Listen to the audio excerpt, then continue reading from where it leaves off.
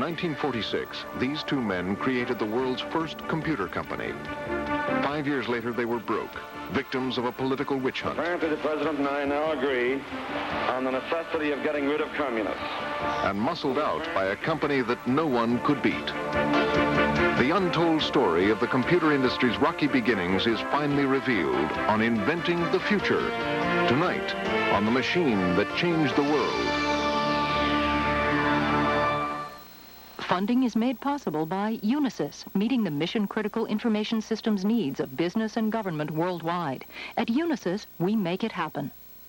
And by the 90,000 members of the ACM, computer professionals advancing human capabilities through information technology.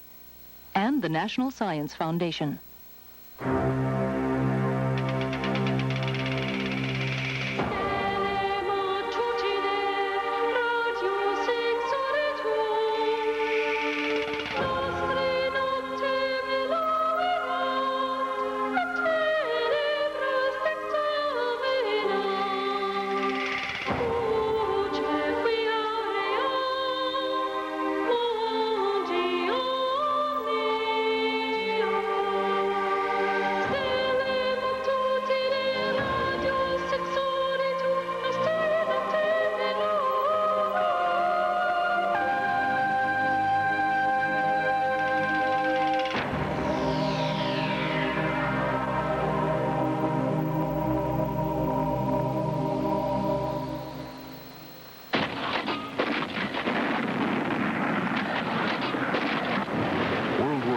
Was a technological triumph.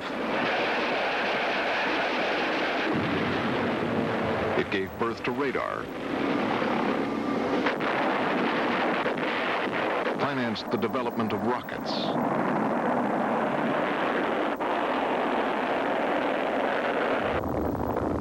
and created the atomic bomb. Among these spectacular achievements was a quieter project, one that was shrouded in secrecy at the University of Pennsylvania. Behind the walls of this building, a small team of scientists and engineers created a machine designed specifically for war, but destined in the coming years to touch the lives of everyone. That machine was the computer. In 1946, this was the only working electronic computer in the entire world. Few people had heard of it. Fewer still regarded it as anything special. Yet in less than 2 decades, computers would number in the thousands. Rooms full of clerks would be replaced by these lightning-fast machines. In a few short years, computers would change forever the way the world did business, and in so doing, become one of the largest and most powerful industries on Earth.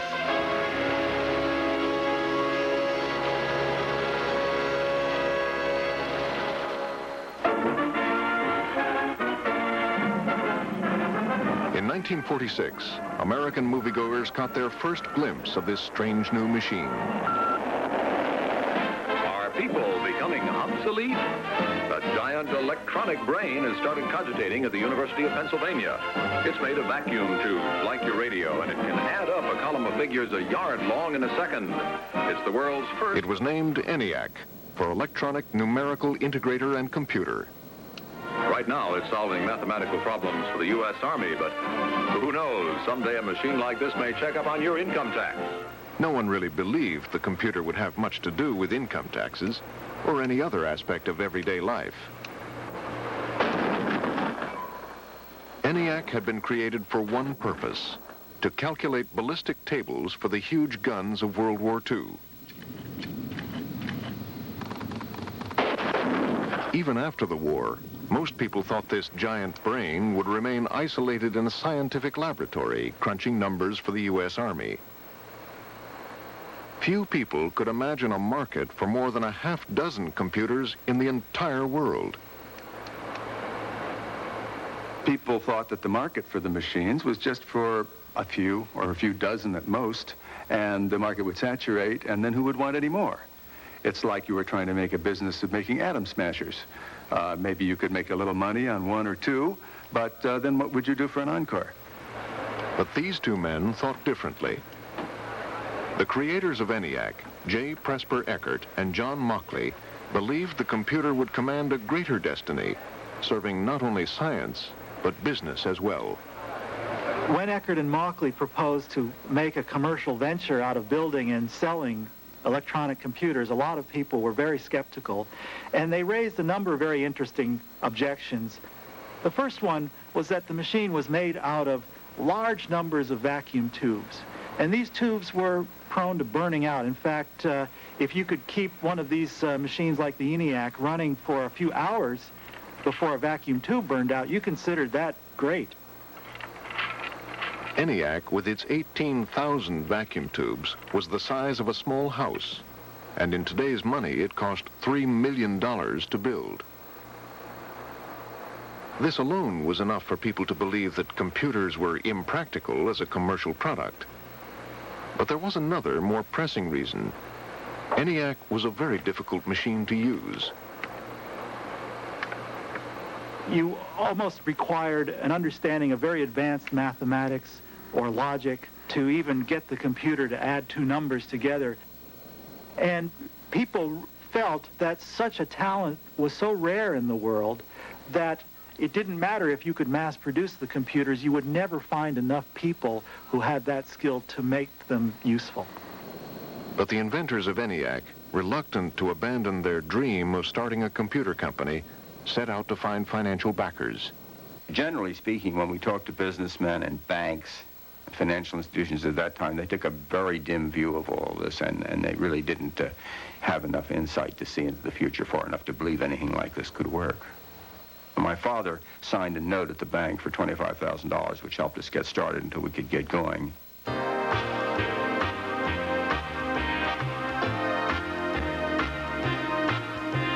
With that modest sum in hand, Presper Eckert and John Mauchly launched the world's first commercial computer company. This small Philadelphia firm constituted the entire U.S. computer industry in 1946. The next order of business for the two entrepreneurs was to find a customer for their product.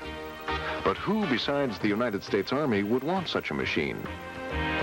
Eckert and Mauchly knew the answer to that question lay in the business community. Since the turn of the century, business relied on punched card tabulating machines for their record-keeping and accounting needs. One installation contained many single-purpose machines. Key punch machines to punch data onto cards.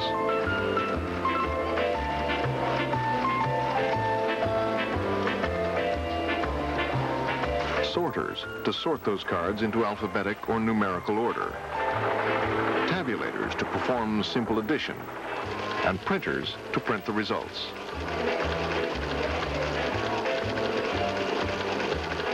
Armies of clerks spent their days performing the same operations, shuffling punched cards from machine to machine. It was very tedious work. Whenever you see tedium or repetitiveness of any kind, that's a candidate for computation. With that in mind, Eckert and Mauchly knew just where to go to sell their first computer, the United States Census Bureau. By the 1940s, the Census Bureau employed thousands of clerks and tabulating machines to process population data. They were drowning in punched cards, with enough paper files to fill a football field, and time was running out. They had a census coming up in a few years, and the time it took to process the census was getting longer and longer. And they are mandated by Congress to get the census done in a certain length of time because elections are based upon it. And they were fearful that in the following election they wouldn't get done in time without something better than they had. Over lunch at the Census Bureau, Eckert and Mauchly described their new machine to Morris Hanson and his colleagues. We thought it was magic. We didn't believe it was really feasible to begin with. As we talked more and more with them, we came to believe that they knew what they were talking about and that they had already demonstrated some important aspects of it in ENIAC.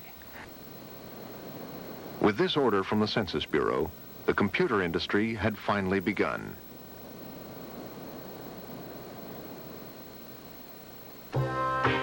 This footage, taken with John Mauchly's home camera, provides us with a glimpse of the company's beginnings.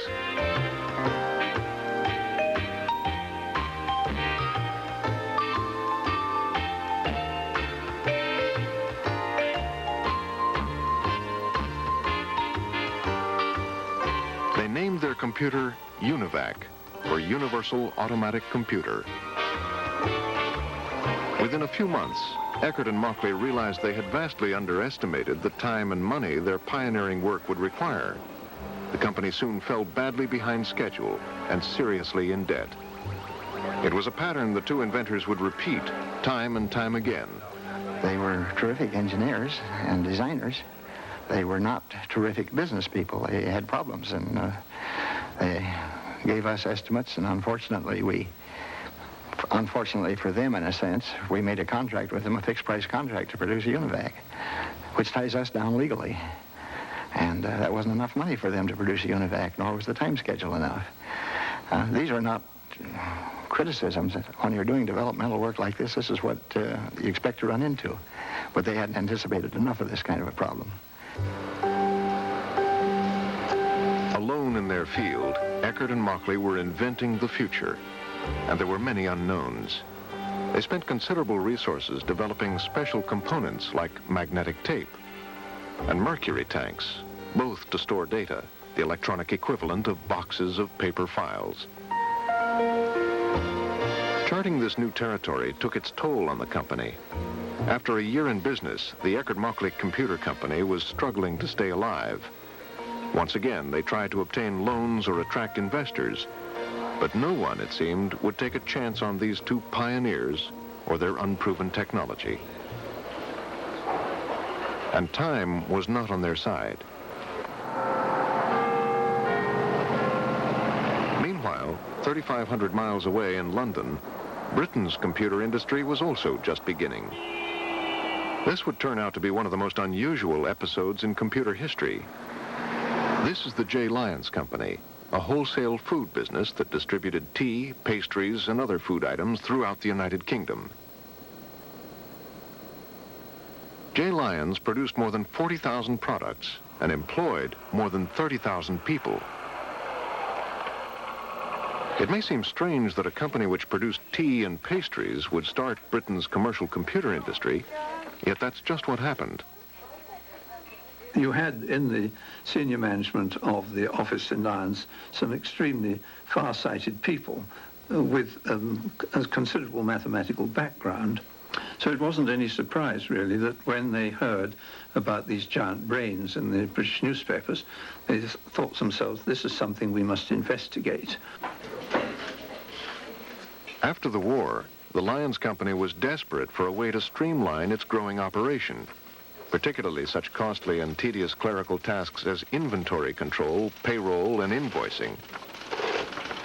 What Lyons needed was a computer, but in 1947 there was no computer to buy in London, so this innovative company decided to build their own. To learn how, they made a deal with Cambridge University, whose own work on a computer called EDSAC was well underway. In 1951, 3 years after they made the deal with Cambridge, the Lyons Company completed its computer. They called it the Lyons Electronic Office, appropriately nicknamed Leo. Leo was soon put to work processing the Lyons Company payroll, completing in less than 7 hours what had previously taken 200 clerks almost a week to do. It wasn't long before other British firms heard about Leo and asked Lyons to build them one. Inspired by this demand, in 1954, the Lyons Company, purveyors of tea and pastries, added a new product line, computers.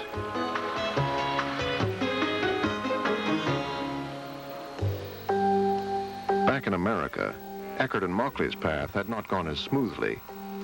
By 1948, they had been in business 2 years and were still far behind schedule. While Presper Eckert worked feverishly on the Census Bureau's UNIVAC, John Mauchly searched for more customers to relieve their financial crisis. Most companies he approached showed little more than a passing interest in computers. But there were exceptions. The Prudential Insurance Company had an urgent need for high-speed computing. Hundreds of new accountants would have been needed to comply with a new law, requiring them to recalculate insurance rates. To help with this massive job, Prudential ordered a UNIVAC in 1948. There were other contracts under negotiation, important Defense Department contracts that could have put the Eckert-Mauchly Company on the road to solvency. But on top of everything else, political events would get in the way. Apparently the President and I now agree on the necessity of getting rid of communists. We apparently do. McCarthyism cast its shadow over the Eckert-Mauchly Company. The men who had built ENIAC with top secret security clearance during World War II were now under suspicion of having communist ties. Those were the days of McCarthyism in Washington. And their idea was to pull your security clearance and not even tell you why. So contracts you had lined up, customers you had lined up who were going to invest money in your projects just quietly pulled out and wouldn't tell you why. But this is why. In the early 1940s, John Mauchly came to the attention of the FBI. He had attended a meeting of a scientific organization that, unknown to him, had a communist affiliation. This single event prevented him from obtaining security clearances needed to work on defense projects. It would take nearly a decade for John Mauchly to clear his name, and he carried the resentment with him until his death in 1980. With the loss of those defense contracts, the Eckert-Mauchly Company sank deeper into debt, putting the very future of the fledgling American computer industry in jeopardy. Then in 1948, help came from a most unlikely source. Riders up.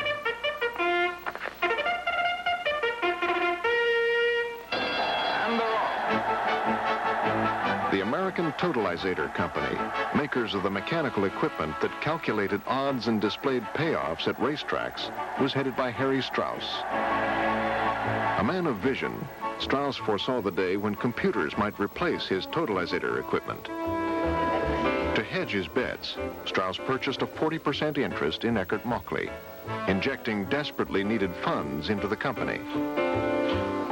For the next year, the Eckert-Mauchly Computer Company underwent rapid expansion, increasing staff from 40 to 134 employees. But this prosperity would be short-lived. Eckert-Mauchly's last best hope vanished when Harry Strauss died in a plane crash in October 1949. 1 month later, Strauss's partners notified Eckert-Mauchly they wanted out of the computer business. When they just wanted to get out of something which they regarded as a financial loss, they also didn't think it was going to work. They didn't have any faith in it, as Mr. Strauss did. And so they encouraged us to get somebody else to buy the idea out as soon as possible. All was lost for the two inventors who had had such high hopes only 4 years earlier. It was now clear the American computer industry, if there was to be one at all, would not be led by the Eckert-Mauchly Company. On February 1st, 1950, Presper Eckert and John Mauchly sold their firm to Remington Rand, by then one of the largest business machine companies in the world. Remington Rand sold a variety of products, including typewriters, filing cabinets, and punched card tabulating machines. But to the general public, they were best known for their electric shavers.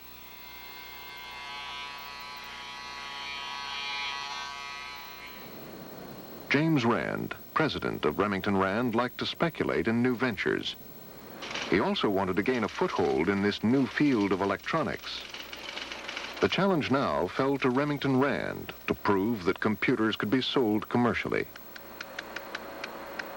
Under Remington Rand's label, the first UNIVAC was finally installed at the U.S. Census Bureau, almost a year late and considerably over budget. The delivery of the first commercially built computer only rated a back-page story, little noticed by the general public.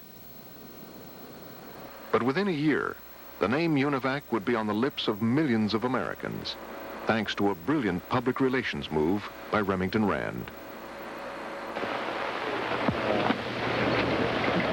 Good Good evening, everyone. This is Walter Cronkite speaking to you from CBS Television Election Headquarters here in New York City. The big election night, 1952. On this night, UNIVAC was catapulted from obscurity into national recognition with its television debut. Let's turn to that miracle of the modern age, the electronic brain UNIVAC, and Charles Collingwood. This is the face of a UNIVAC.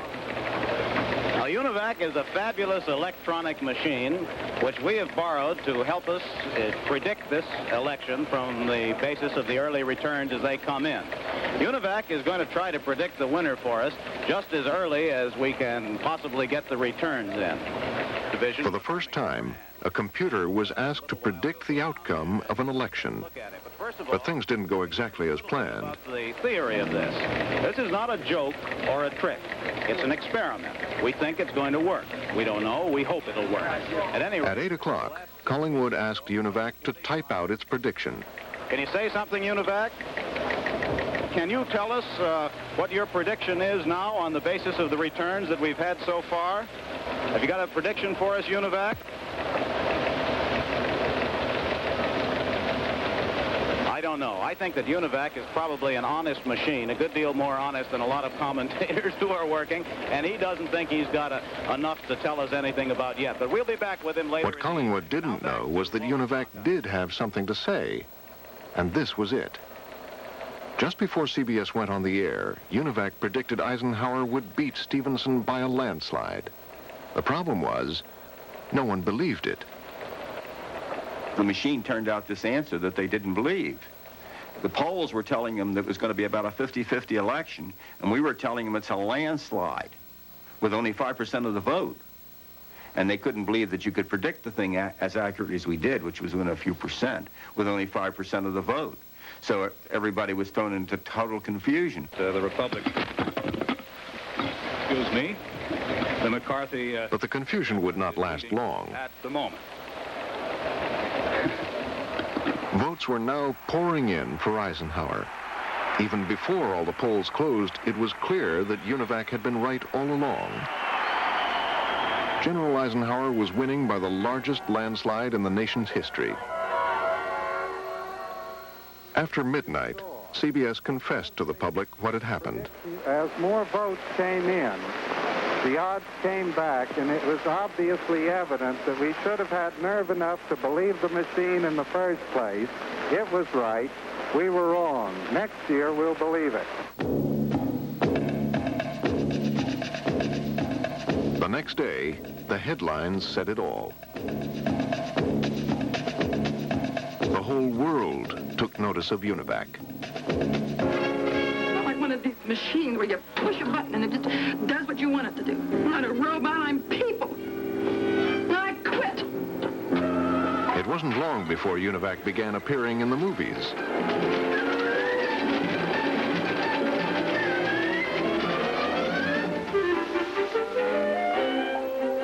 Even in cartoons.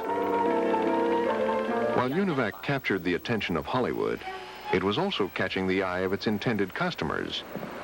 By the end of 1953, there were 3 UNIVACs installed and orders for 9 more. And there seemed to be no competition in sight. Not even from Remington Rand's closest rival. Once or twice and sing again for the ever-honored IBM. Today, the name IBM is synonymous with computers. But in the 1940s, the company showed little interest in these new machines. IBM seemed content to stay with the punched card tabulating equipment that it had pioneered at the turn of the century. And since that time, IBM had placed tabulating machines in every conceivable business environment, from small wholesale firms to huge data processing centers.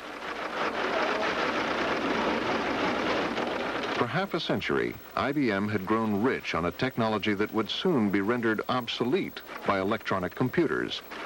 Yet IBM did not recognize it. The president of IBM, Thomas Watson Sr., was not unaware of computers. He had even built this monstrosity called the SSEC. It was a hybrid machine, part electronic, part electromechanical. Completed in 1948, Watson dedicated the SSEC to scientific research, thus ending his foray into computers. Like most people at the time, he thought computers were purely scientific machines. He did not believe they posed any threat to his beloved tabulating equipment. But when the Census Bureau, an organization that used hundreds of tabulators, ordered a UNIVAC, one IBM vice president became alarmed. Tom Watson, Jr. I'll never forget how I felt about the Eckert-Monkley contract in the Census Bureau. I felt a sense of great panic, and went back to New York City from Washington, and had a late-night conference saying, look, this is the beginning of the end for the IBM company unless we recognize it and do something about it. Tom Watson, Jr. knew that IBM could lose everything if the company didn't get into the computer business. But nothing was done at IBM without his father's approval. He would not listen to those of us in IBM who were advancing those thoughts. However, he would listen to his son. He would oppose his son. When he opposed or disagreed with others in IBM management than his son, their jobs were in jeopardy. Therefore, he created a culture of yes men around him.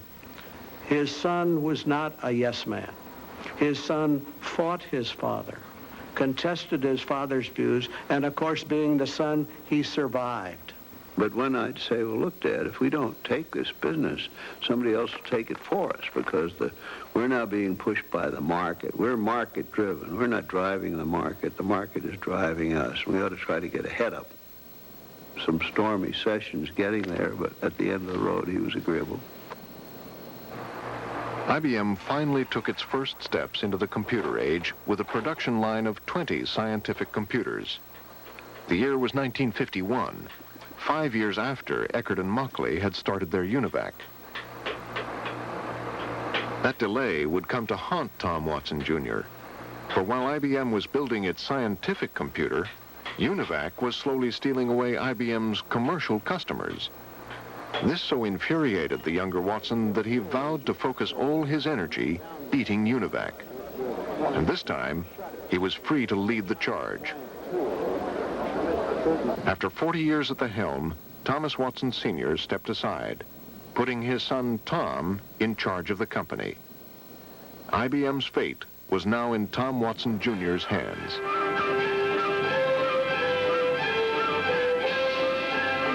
Watson introduced one of IBM's first business computers in 1953.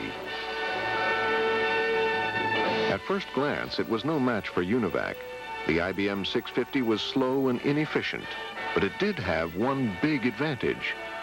IBM's sales force, the company's greatest asset and the envy of IBM's competitors. I think we made such rapid progress when initially some of those companies had better technology than we had, and certainly a better knowledge of how to use that technology. We were able to zip right by them with that sales and service force. IBM's sales force was the powerful legacy of Thomas Watson Sr. His approach to sales was ferocious, and his understanding of salesmen superb. He rewarded them with high commissions, pushed them with quotas, inspired them with speeches, educated them in classrooms, and punished them if they didn't toe the line. Well, he expected at least the moon and perhaps the sun from his salesman. He wanted a good sales job, and he wanted a lot of orders because we grew with orders. And he also used to say, look, the salesman who is the man who makes things happen in the United States. Nothing happens until something is sold. Then it's manufactured, it's delivered, it's used, but nothing happens. And so the salesman, in his mind, was a sort of an American hero, and perhaps very high on the list of American heroes. These heroes of IBM soon convinced hundreds of ordinary businessmen to buy the 650 computer. Orders started pouring in. It became known as the Model T of the computing industry, the first truly mass-produced computer. Within a year, IBM sold almost 1,000. The 650, for one thing, was relatively inexpensive. Usable models were no more than $250,000, some of them even less. And perhaps more importantly, the 650 fit directly into existing punch card installations. It used punch card readers and punches and printers that the customer already had and was familiar with. That was the genius of the IBM 650. Although tabulating equipment made the machine run much slower, it was easier for customers to use. UNIVAC, on the other hand, required its customers to give up the old equipment and transfer punched card data onto magnetic tape. That was a more efficient way to process information, but customers were more comfortable with the old way. In 1956, IBM soared past Remington Rand as the largest computer company in the world. Tom Watson Jr. had won in his battle for survival. The punch card business was most of IBM's business, so if they didn't carry on beyond this, they were done. Whereas Remington Rand, the punch card business, and our business was only like 10% of it or something. They had the typewriters and all this other stuff, and razors and everything else that were doing well at that time, so that there wasn't the same incentive to push forward with us as there was in IBM either. And I've always felt that if Remington Rand had just concentrated on that company that they bought, they could have swept the field, because they had 3 commercial machines installed while we had none. As the 1950s came to a close, IBM had captured more than 3/4 of the U.S. computer market. The rest was shared by Remington Rand and a half-dozen other companies.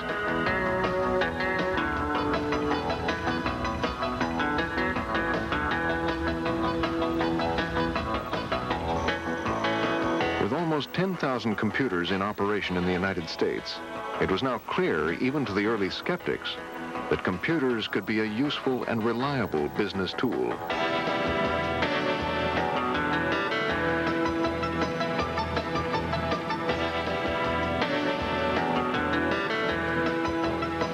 But the advertisements failed to mention one important thing.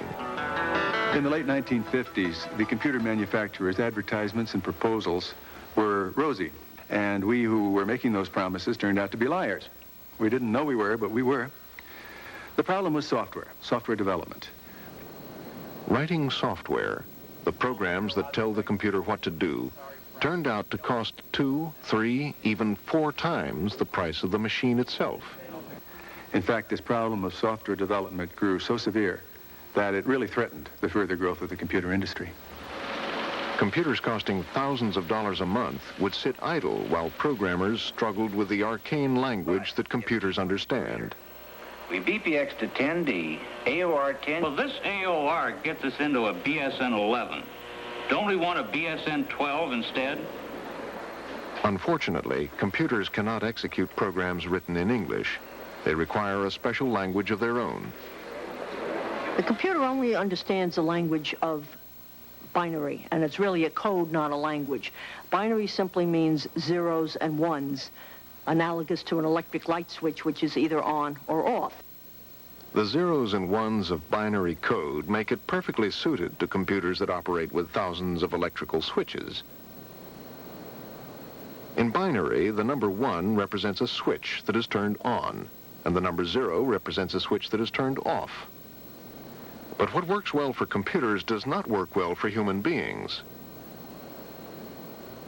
If one simply looks at an example of what the binary code would have to be for 5 times 7 plus 3, one can see that it's incredibly difficult to write that kind of thing accurately. In the first place, it's tedious to write it, and in the second place, it's almost impossible to do it correctly. Impossible because most programs were thousands of lines long, millions of zeros and ones. Programmers labored long and tedious hours trying to create programs, often to find they just didn't work. Then they spent even more tedious hours trying to find their errors. As had been predicted, this was not a job that attracted many people. The shortage of programmers could, in the worst case, have caused the growth of the computer industry to come to a dead halt, because there were so few programmers. Without programmers, you don't have programs, that is to say software, and without software, the computer is useless. You might just as well have an automobile without a driver. It doesn't go anywhere. It just sits there.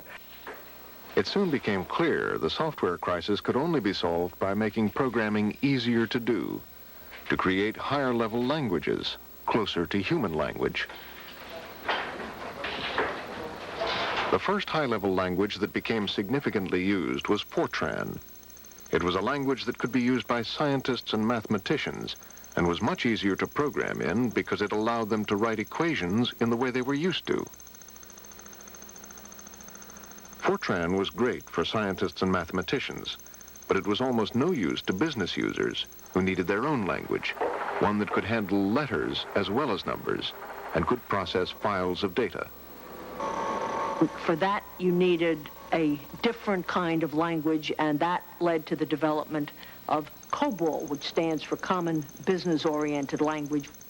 Cobol was very English-oriented, that is to say, you wrote the programs in a language which was certainly not identical to English, but at least looked like English when you read it and wrote it.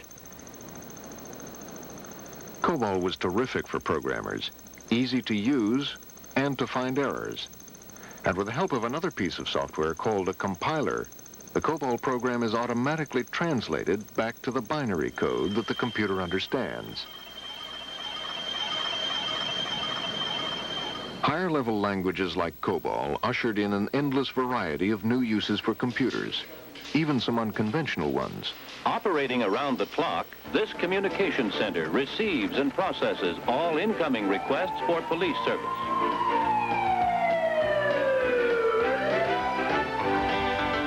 In Kansas City, Missouri, the American Hereford Association dedicated a new electronic computer.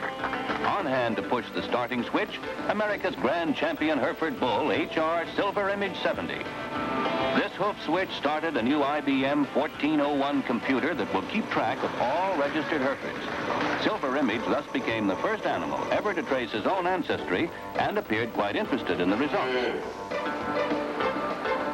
But most computers were found in administrative offices, where those armies of clerks were beginning to disappear, replaced by a single computer. Computers also started showing up in factories, controlling machines and processes that once required hundreds of human hands.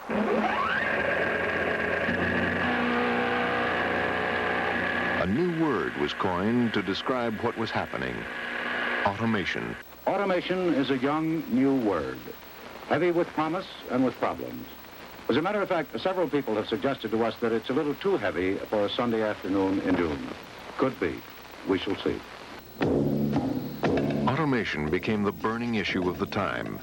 Millions of workers wondered when they would be replaced by one of these giant brains. Television documentaries explored both sides of the issue.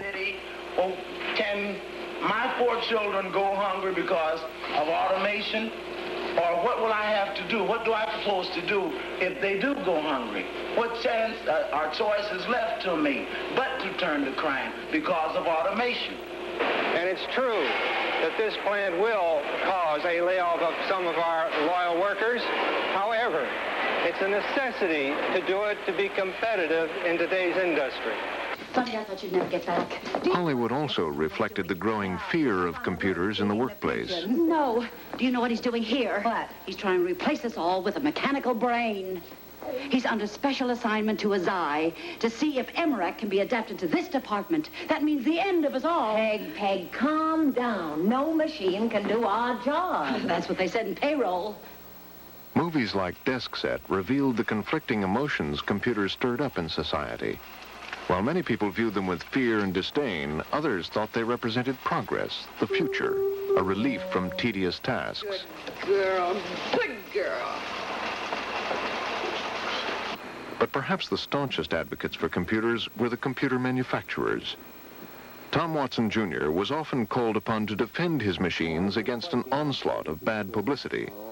A lot of people call these machines giant brains, and whenever I hear the term, it makes me shudder, because they are giant tools. They're certainly not giant brains. And if you have good tools, you're upgrading man, not downgrading him. That was a common argument, that computers replaced jobs nobody wanted.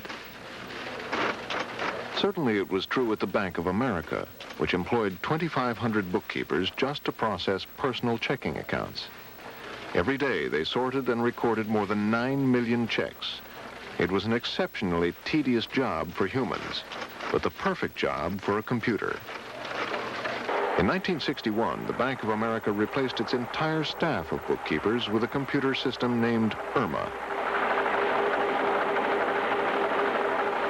This is Los Angeles, and I'm Ronald Reagan. May I hear, please, from George? In one of his lesser-known roles, Ronald Reagan was the commercial spokesman for General Electric, IRMA's manufacturer.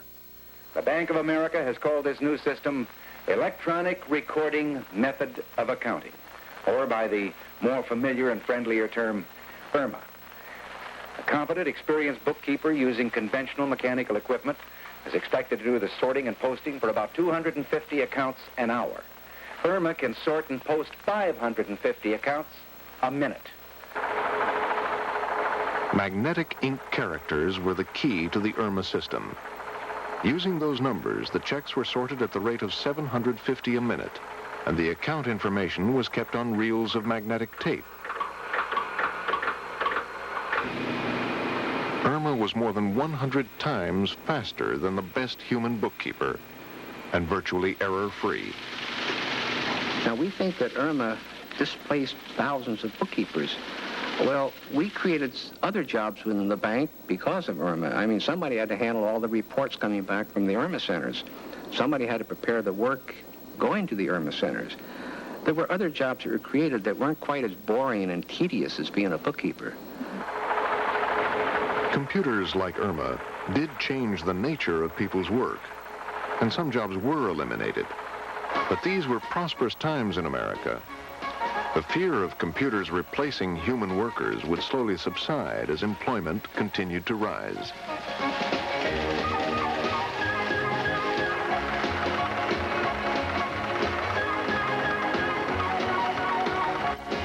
One industry that was experiencing unprecedented growth during the 1950s was the vacuum tube business. Computers gobbled up vacuum tubes as fast as the manufacturers could turn them out. This Air Force computer alone used 55,000 vacuum tubes. And tubes were at the heart of every radio. An electronics' newest marvel, television. But the vacuum tube boom was about to come to an abrupt end, thanks to a tiny electronic component that some have called the most important invention of the 20th century, the transistor.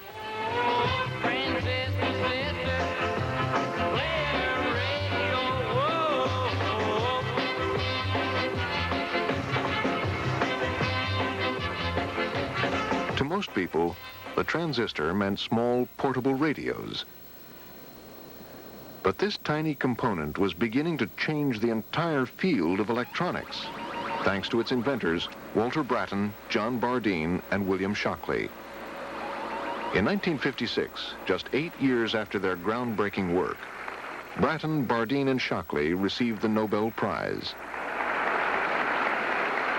The transistor was much, much smaller than a vacuum tube, for example, perhaps a 50th the size. It weighed about 100 times less than a vacuum tube. It gave off no heat. It required a fraction of the electrical power that a vacuum tube needed. What that meant for engineers designing computers is that with transistors, they could now think in terms of designing computers that were much, much more complex and powerful than anybody would have dreamed of designing using vacuum tube technology.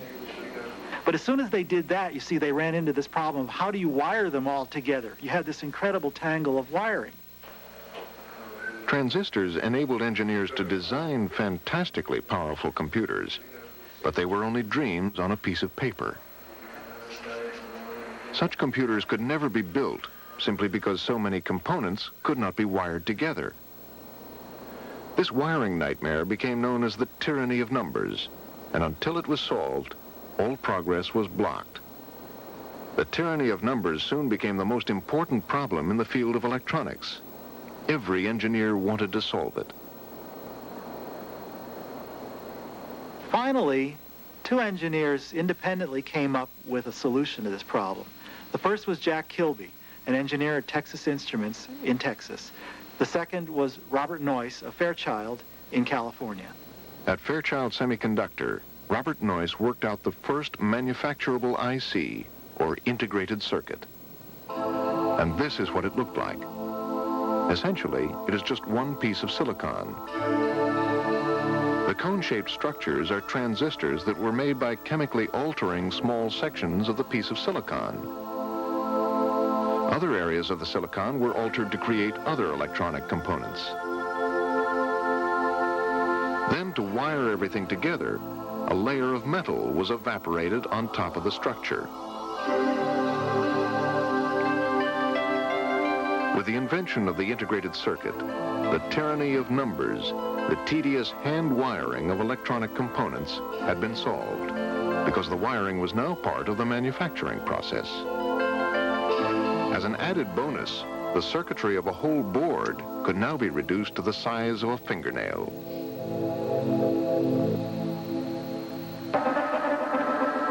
Both Texas Instruments and Fairchild announced the integrated circuit in 1959.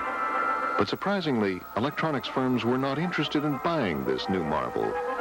For some, the integrated circuit was just too radical a change. But for most, it was just too expensive. For 2 years, ICs lay virtually unused by the electronics establishment.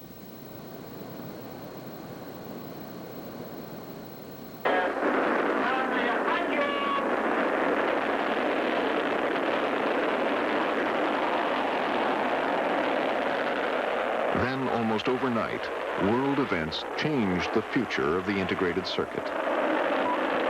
This is the BBC Home Service. Here is the news. All Moscow is waiting to give a hero's welcome to the world's first spaceman, Major Gagarin of the Soviet Air Force. Major Gagarin... In 1961, the orbital flight of cosmonaut Yuri Gagarin stunned the world. In the midst of the Cold War, this Soviet success raised the specter of Russian domination in space.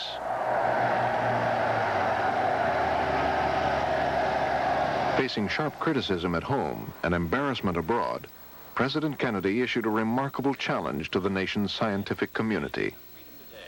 I believe that this nation should commit itself to achieving the goal, before this decade is out, of landing a man on the moon and returning him safely to the Earth. The challenge of sending a man to the moon fell to NASA's scientists, who quickly realized that a spaceship would need to have its own computer on board to enter and leave the lunar orbit.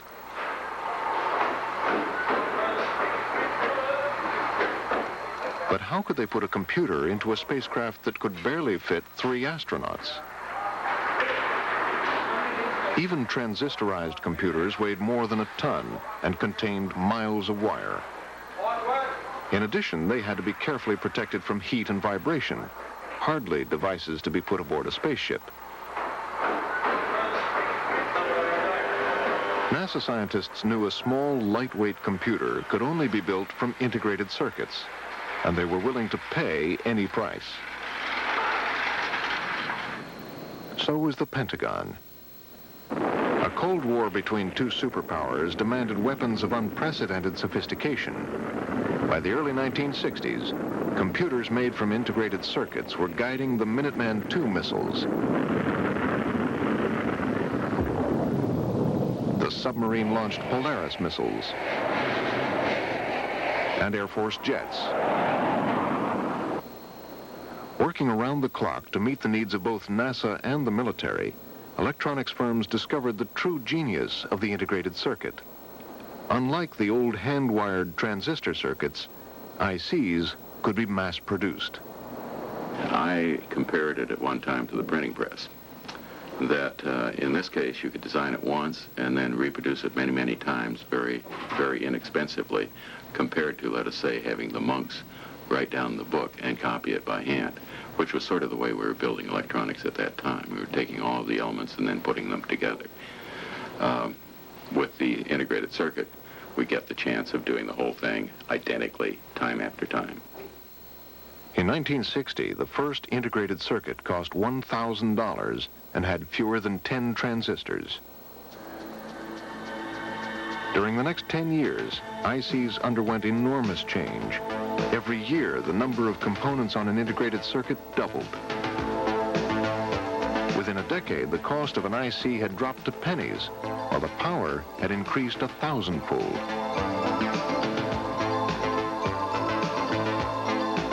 Nothing like this had ever happened in the history of any commercial product. A favorite analogy is if the auto industry had moved at the same speed as our industry. Your car today would cruise comfortably at 1 million miles an hour, probably get 500,000 miles per gallon of gasoline. But it would be cheaper to throw away your Rolls Royce and buy a new one than to park it downtown for the evening. As the electronics industry grew, these California peach and prune orchards were transformed into the concrete and steel of Silicon Valley. With 200 electronics firms in a 30-mile strip of land, even the streets bear witness to the growing importance of this new industry.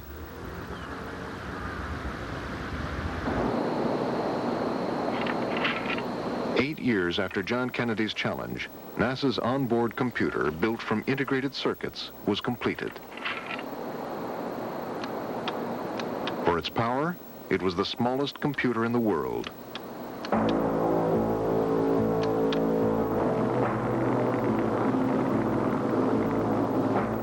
72 hours after blastoff, the tiny onboard computer would take over, guiding the Apollo 11 lunar module into the moon's orbit. Okay, we got one in each direction. The success of the mission and the lives of its astronauts depended on this small computer. It was the ultimate test of the integrated circuit's reliability. You are go for TLI, over. The astronauts would have to maneuver into orbit on the far side of the moon, out of contact with mission control. We'll see you on the other side, over. Roger out. And we've had loss of signal as Apollo 11 goes behind the moon. Everything looks okay up here. It was right. Now they were on their own, their fate resting on the ability of the onboard computer to ease them into orbit.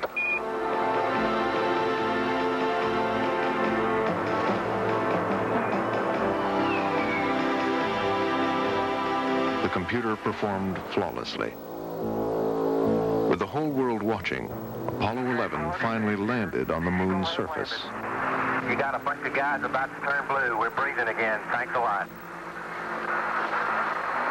Yeah, I'm going to step off the limb now. That's one small step for man, one giant leap for mankind.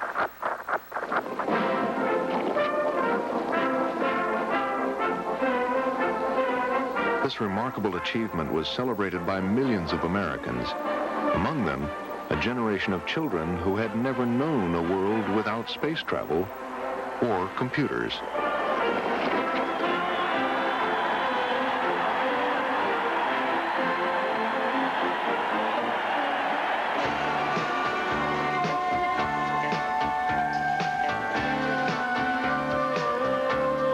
As the 1960s came to a close, a growing group of computer enthusiasts began to dream of owning their own computers. This was the thing we had grown up to love. When I was in high school, I told my father that someday, back then the mini computer with 4K of RAM cost as much as a house. I told my father I've decided that someday I'm going to have an apartment instead of a house, and I'm going to buy myself a computer. I'm going to be the one person that owns a computer. Steve Wozniak and his partner Steve Jobs, children of the Woodstock generation, would help write the next chapter of the computer revolution, putting the power of the computer into the hands of millions of people.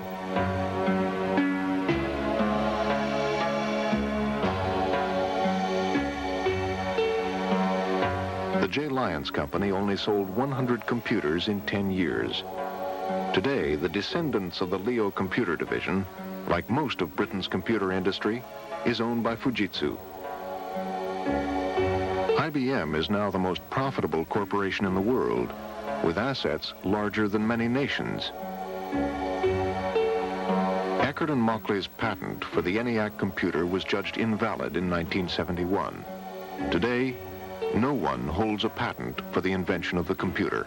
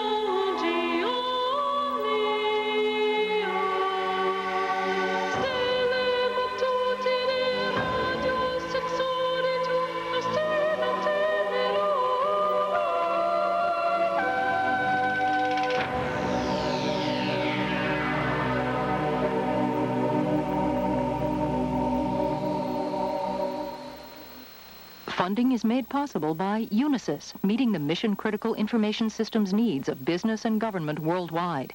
At Unisys, we make it happen. And by the 90,000 members of the ACM, computer professionals advancing human capabilities through information technology. And the National Science Foundation. Next time on The Machine That Changed the World, two California kids lead the PC revolution. I was not designing a computer with any idea we'd ever start a company, ever have a product, ever be successful. But Apple Computer became the fastest growing company in history. Now, smaller, faster, and cheaper, some people loved computers. Some hated them. The paperback computer, next time on The Machine That Changed the World.